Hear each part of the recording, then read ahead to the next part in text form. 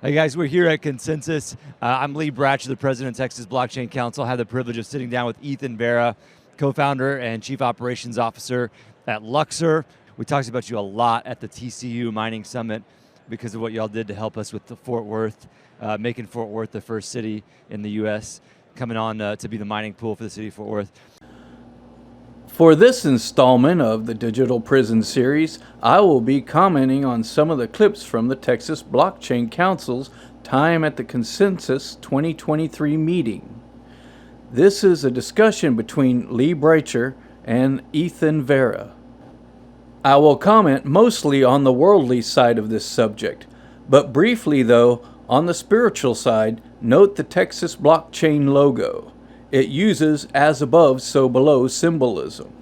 One star is red, the other is blue, showing the red bloods and the blue bloods, hemoglobin and hemocyanin, the human seed and the serpent seed. In between the two stars is a chain link. This links the two seeds, showing hybridization or transhumanism. Then also, in the graphic, the logo is spinning, creating a spiral. In spiritual terms, spirals are portals. In this case, a portal from one financial system into the next. The financial part of the beast system, none may buy or sell. I know many are familiar with this term. Now for the worldly aspects. I will play some clips and comment on them. Yeah, so last week I got the chance to go back to China. Back in 2019 when I went to China, really the capital of Chinese mining was in Chengdu, which is the hydro province where in Sichuan region, you get pretty cheap electricity prices. From September until, May, hydro is very abundant there and very cheap, sub 2 cent power. May 2021, China banned mining. And so most of those miners ended up looking overseas. Some of them looked into their backyard, which was Russia, Kazakhstan, Iran. Many ended up coming to North America.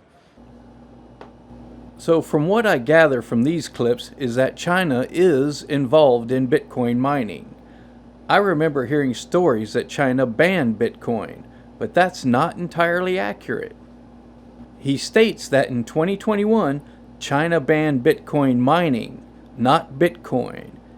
And the mining part only got moved to another part of China, not banned entirely. Listen closely. Since that time, the capital of mining in China has moved from Chengdu to Shenzhen. Shenzhen is the up-and-coming city in China. They refer to it as like the Silicon Valley of China, but really it's the center of all manufacturing. And so people like MicroBT have big offices there. All the Chinese brokers are there. All of those activities are still legal in China, so building machines, shipping them internationally. And so we got a chance to meet with some manufacturers and brokers there. Again, China is actually building on its Bitcoin mining infrastructure, while media sources here in the United States say they want nothing to do with it. Moving on. The common theme we heard was that a lot of MicroBT units are now flowing to Russia, and Russia is becoming a larger market than the United States. We hear rumors about state-sponsored Bitcoin mining in Russia. Is that, you think, accurate? Russia, I think, has a lot of reasons why they'd want to monetize some of their stranded energy sources and potentially use, Bitcoin as a store of value and, further the de-dollarization. So right now, it seems like for the past 3 to 4 months, that trend has been picking up momentum of Chinese miners deploying more machines than American miners. So Russia is building on its Bitcoin mining infrastructure. So if Texas is trying to build on its Bitcoin mining, does that mean Texas is planning on doing business with China and Russia? Aren't they our enemies? Bitcoin is one easy way to show that all of these countries are following the same global agenda. Next. Say right now in Russia, there's, say, 1,500 megawatts of Bitcoin mining. Maybe they double that in a couple years. They are generating what is potentially state-sponsored, and because, it's Russia, right? The state has their hands in everything, whether or not it's an oligarch who then pays tribute, or it's actually like Rosneft or one of the state-owned oil giants in Russia that's using their like ultra low price gas that, by the way, they can't sell to Europe because of all the sanctions. And they sell some of it, but they can't sell all of it.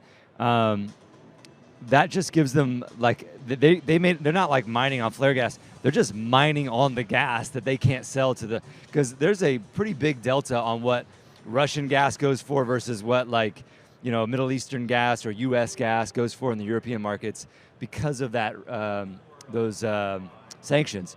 2 years from now, they have 3,000 megawatts of hash rate. Say half of that is direct state-sponsored mining. What does that do in the halls of D.C.? Like, what does that do for our like national security like thinking? It can do, in my opinion, it could go one of two ways, right? It can go, the U.S. says, hey, this is really important, we need to get involved. Or they can say, hey, this is what we feared, this is contributing to de-dollarization, we need to attack it. Mr. Bracher here is pushing the idea that there is country versus country.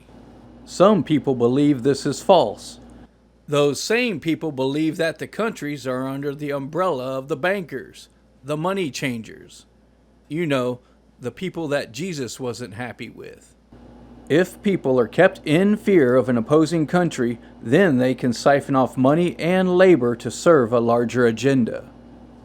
Also, he mentions Russia being sanctioned on oil, freeing up their gas for Bitcoin mining. This is not completely accurate. Russia has been selling its sanctioned oil to India. India then turns around and sells that oil to Europe at a higher rate. So Russia isn't losing out on that, I guarantee it.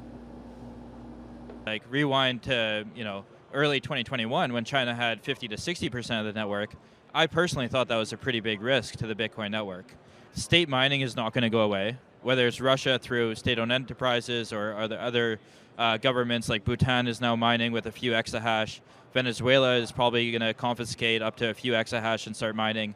Now more than ever, we need to really encourage mining in North America. And I often say, mining is an international game.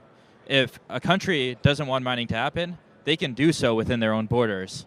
But you're not going to stop Bitcoin mining. Bitcoin mining is unstoppable. You're just going to force it to Venezuela, Russia, Iran. And then Bitcoin's not going to stop. It's an international monetary system that's free to use. They can't stop it. Bitcoin mining is unstoppable, he says. In other words, this is a global event. You will not escape.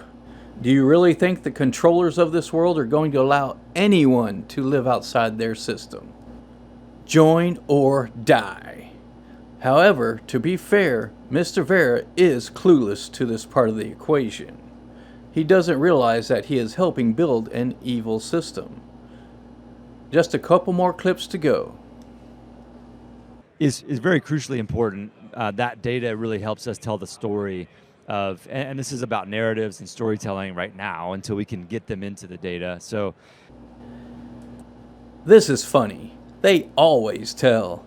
This is about narratives and storytelling, Mr. Bracher states, meaning they are deliberately misleading people to get them into the data. All of these tools, either technology or financial services, I think are going to differentiate the good from the bad miners, and ultimately it's going to lead some companies to become billion-dollar unicorns and some companies to become bankrupt next cycle. Billion-dollar unicorns?